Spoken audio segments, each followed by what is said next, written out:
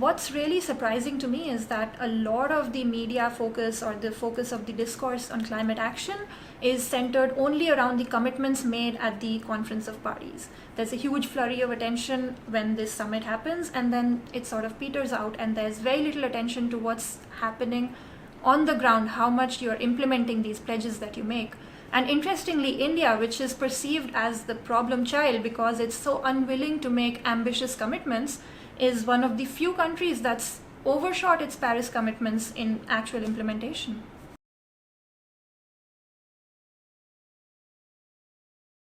So this article actually looks at one interesting aspect of why it is that developed and developing countries have different perceptions on how differentiated their responsibilities are towards climate action.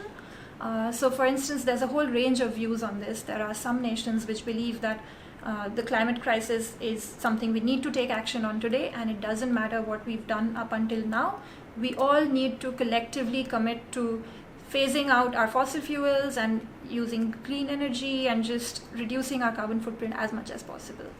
And then there's another view that there's a small group of industrialized nations which have contributed most to historic global warming till today, and that developing nations are really not responsible for cleaning up this mess, and instead the developing nations have to focus on their development goals before they can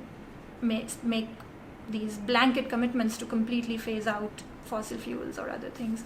So my article takes a slightly controversial take on it, which is, I think,